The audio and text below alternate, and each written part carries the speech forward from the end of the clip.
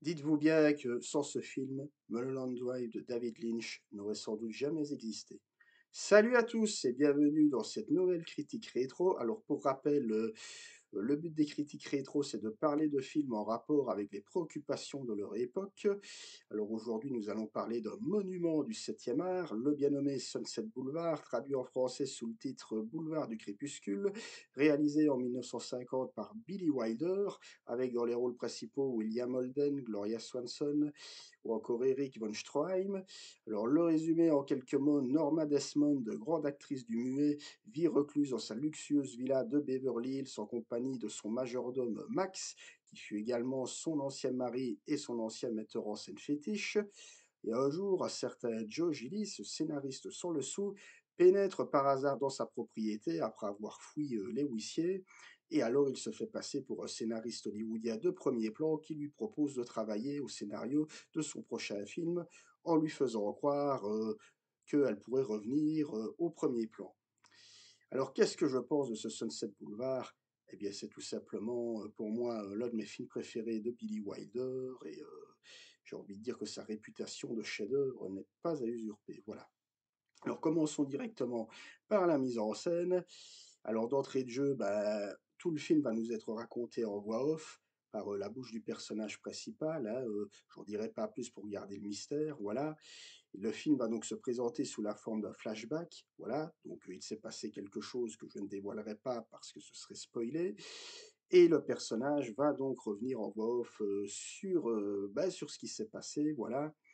Et donc, d'entrée de jeu, bah, on a une atmosphère, très sombre, ouais, qui se caractérise par un noir et blanc, assez glaçant, hein, assez froid volontairement, notamment dans toutes les séquences mettant en scène, le personnage de Norma Desmond joué par Gloria Swanson, où on a, bah, notamment, enfin, je veux dire, voilà, le manoir dans lequel, vit recluse, Norma en compagnie de son majordome qui est vraiment filmé, façon film d'horreur ou film fantastique, quoi, hein, un peu, on pourrait même avoir l'impression, d'être un peu dans le manoir hanté, quand je le dirais comme ça, assez crépus et cetera et même à l'intérieur où, voilà, on a ce noir et blanc qui va se caractériser par des, enfin, je veux dire par des plans comme ça, très noirs, hein, je veux dire où, les seuls «éclairages» entre guillemets qu'on aura, ce sera celui des ampoules vides, voilà.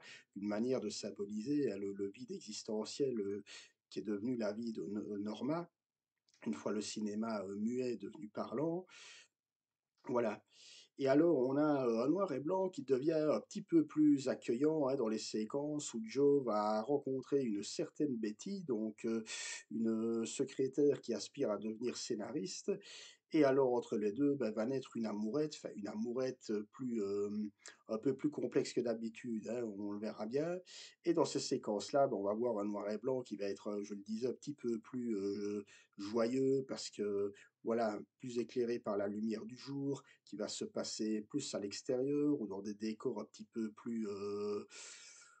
peu moins vides, hein, je veux dire, ou en tout cas moins assombris, je vais le dire comme ça. Là où chez, Norma, tout est littéralement plongé dans le noir et je le disais, on se demande même si, s'il y a encore de l'électricité, chez elle, déjà qu'il n'y a plus de poignée de porte, enfin voilà. Et une atmosphère qui se caractérise aussi, par, une certaine mélancolie à travers, un ton assez triste, renforcé par une musique qui va être volontairement, volontairement triste, hein, je le disais. En particulier dans les séquences où Norma, va, se remémorer son passé. Alors le passé de Norma qui lui ne va pas être évoqué par des flashbacks, qui va nous être évoqué, bah, à travers les films, hein, je vais dire, à travers ses propres films muets qu'elle va montrer à Joe. Donc on a également ce côté, un peu film dans le film que Wilder va utiliser de manière subtile, histoire de symboliser, le passé, de Norma. Voilà, donc un ton très mélancolique et qui va également ressortir lors d'une touchante séquence de poker. On va voir comme ça, d'anciennes gloires du muet, parmi lesquelles Buster Keaton. On pourrait même citer, Erich von Stroheim, qui vont être là, bon, Eric von Stroheim, lui, a un rôle beaucoup plus important, mais voilà, Buster Keaton qui va apparaître le temps d'une séquence en particulier dans le film. Buster Keaton qui était, aux côtés de Charlie Chaplin, l'une des plus grandes stars, du cinéma muet hollywoodien, qui à l'inverse de Chaplin, bah, va connaître un parcours, créatif beaucoup plus pessimiste, voilà. Et donc voilà, le fait de revoir comme ça, Buster Keaton et d'autres grandes figures du muet le temps de cette partie de cartes, hein, où Wilder va les filmer comme ça de manière très naturelle, sans artifice. Il y a ce côté aussi, assez mélancolique quand on sait que dans la vraie vie, ils n'ont pas réussi à faire le pont entre les 2, quoi. C'est-à-dire à assumer le passage, du muet au parlant. Voilà. Alors quant au montage, ben, on a un montage linéaire, qui suit donc le parcours à la fois psychologique et personnel de Joe, hein, donc interprété par William Holden, où on va le suivre dans ses déboires, hein. On va voir que c'est un scénariste, voilà, sans le sou, à la limite de la mendicité, qui est littéralement pourchassé par les huissiers et c'est pour ça qu'il va se réfugier chez Norma. Et puis on va commencer par douter de ses intentions, bah, parce qu'il ment, hein, il va se faire passer aux yeux de Norma pour un scénariste de premier plan hollywoodien, lui faire miroiter, un retour sur le devant de la scène, alors qu'il est littéralement fauché parce qu'aucun des scénarios qu'il a écrits, n'arrive à se vendre à Hollywood, voilà. Et voilà, donc tout le film va s'employer, je veux dire, à suivre littéralement, le parcours, de Joe. Donc on va tout suivre de son point de vue et à travers son point de vue, bah, également, un portrait de ce qui est devenu entre-temps, le Hollywood, du muet, voilà. Ça me permet d'en arriver à la partie scénario. Alors, je le disais, hein, on a un scénario vraiment très méta, hein, dans la mesure où je l'ai déjà évoqué à travers la séquence de cartes, enfin de parties de poker, où, le film met en avant d'anciennes gloires passées du cinéma muet, où là déjà on a un côté muet dans la mesure où Gloria Swanson qui interprète Norma Desmond fut elle-même, dans la vraie vie, l'une des plus grandes stars du cinéma muet hollywoodien, donc il y a déjà un parallèle qui se fait entre elle et son personnage. D'ailleurs, apparemment, au départ, elle était un peu réticente à accepter le rôle et d'un côté, on la comprend parce qu'elle avait un peu l'impression de se jouer elle-même d'une certaine manière, même si, dans la vraie vie, Gloria Swanson arrivera, à rebondir, hein, je veux dire après la sortie du film, voilà. Et c'est ce que Billy Wilder, nous fait voir aussi à travers son côté méta. Il met également, voilà, un certain Cécile B2000, hein, je veux dire, grand réalisateur qui lui aura, parfaitement réussi sa transition du muet au parlant, qui aura réalisé de grands films muets et qui réussira son passage au parlant en continuant avec des films de gros péplats comme Samson et Dalida. On va le voir d'ailleurs, hein, encore une fois, le côté méta. On va voir Cécile B2000 dans le film qui est littéralement sur le tournage de Samson et Dalida, puis qui réalisera par après Les Dix Commandements. Donc, Cécile B2000, l'un des rares réalisateurs hollywoodiens avec Charlie Chaplin qui aura réussi sa transition du muet au parlant. Voilà. Et également, dans une moindre mesure, Erich von Stroheim, qui lui-même fut l'un des grands réalisateurs de la période du muet et qui connaîtra par la suite un bon parcours, notamment en tant qu'acteur, hein, enfin voilà, dans le passé.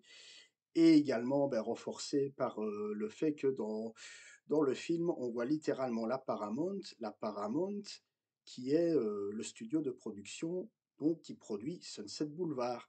Donc voilà, plus méta que ça, il manquerait plus que le brisage du quatrième mur, et voilà, quoi, j'ai envie de dire, même Wilder est suffisamment intelligent pour ne pas aller jusque-là, voilà, mais tout ça pour dire qu'on est littéralement dans un pur portrait d'Hollywood, hein, je veux dire, au sens comment vous figurez, et voilà, donc à travers le portrait, je le disais, de Norma Desmond, hein, Norma Desmond, aka Gloria Swanson, on suit, bah, je veux dire, tout l'impact négatif qu'a pu avoir, hein, l'arrivée du cinéma parlant, même si, voilà, le film est sorti en 1950. À l'époque, ça faisait déjà un petit peu plus de 20 ans, 23 ans à peu près, que le cinéma était devenu parlant. On considère que le cinéma est devenu parlant avec l'arrivée du film de Jazz Single, donc le chanteur de jazz d'Alan Crosland, sorti en 1927, qui fut l'un des premiers films américains à utiliser des paroles dans un film.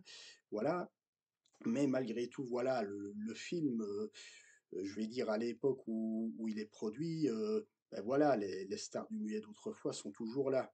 Bon, elles ne sont plus toutes au premier plan, mais elles sont toujours là. Et donc c'est une manière, c'est un peu quelque part, un portrait de l'Hollywood de l'époque, hein, que Wilder met en scène, hein, parce que voilà, le film se déroule, à l'époque de sa sortie en salle, quoi, hein, donc fin des années 40, début des années 50, voilà.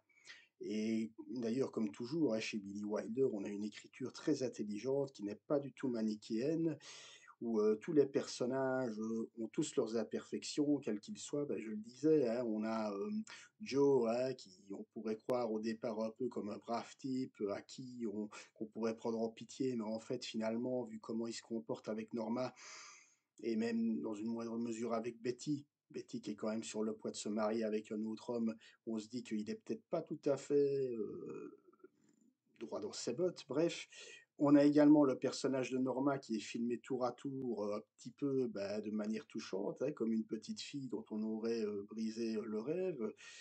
Également comme une femme voilà, qui veut toujours, enfin voilà, qui, malgré le fait qu'elle vit recluse, a toujours ce besoin d'exister, et également à certains moments, littéralement comme un monstre. À l'instar de ce dernier plan, bon, sans trop en dévoiler, on va voir la caméra qui va littéralement se rapprocher vers elle au point que le noir et blanc proprement dit va presque se fondre sur son visage, hein, où on va voir Norma qui va être littéralement filmée comme un monstre, hein. C'est pas pour rien que le film va servir de source d'inspiration au Mulholland Drive de David Lynch, hein, où on va voir des fois dans Mulholland Drive certains personnages, notamment celui interprété par Naomi Watts, qui va être filmé pareil de manière parfois monstrueuse. Sunset Boulevard, qui pour la petite histoire est le film préféré de David Lynch, voilà. Donc voilà, donc Wilder qui, bah, comme dans la quasi-totalité de ses films, hein, je pense particulièrement au Gouffre aux chimères à travers ce personnage de Kirk Douglas qu'on peut rapprocher d'une certaine manière de celui de Joe, interprété par William Holden dans Sunset Boulevard, qui sont des personnages qui, voilà, qui veulent s'en sortir et qui sont prêts à tout, y compris des moyens pas toujours légaux, pour s'en sortir, pour réussir. Voilà, donc rien moins que des êtres imparfaits, voilà. Donc une écriture, je le disais, qui n'est pas manichéenne, qui est même plutôt objective, on peut même dire très réaliste.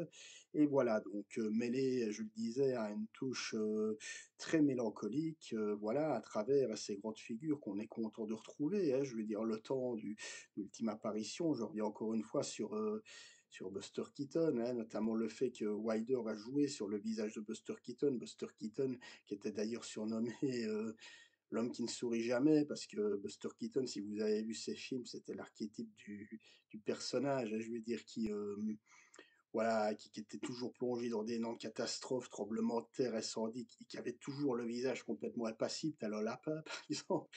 Et voilà, ici, Wilder va justement filmer ce visage impassible, mais en même temps rongé par la tristesse, hein. Buster Keaton qui va sombrer dans l'alcoolisme, la dépression et la mort, voilà, heureusement.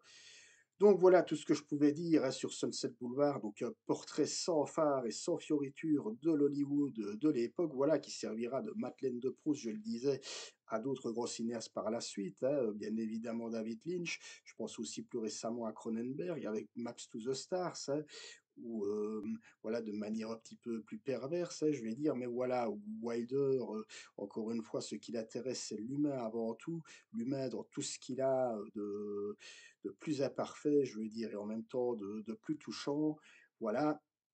Et donc, c'est pour ça que pour moi, donc, ça faisait longtemps que je voulais vous en parler, d'une part parce que c'est l'un de mes films préférés, que Billy Wilder fait partie de mes 10 cinéastes préférés au monde, et qu'en plus c'est une manière, bah, de parler, d'un sujet également, qui me passionne, à savoir le passage du muet au parlant. Voilà. Ça sera tout pour, cette vidéo, donc n'hésitez pas à me dire si vous avez vu le film, ce que vous en pensez. Est-ce que pour vous c'est l'un des meilleurs films de Billy Wilder ou pas? Ce que vous pensez de du cinéma de Billy Wilder? Voilà, on en débat comme toujours dans la joie et la bonne humeur, voilà. N'hésitez pas à me suivre sur les différents réseaux et d'ici là, bah, je vous souhaite d'ores et déjà une, bonne journée. Salut, ciao.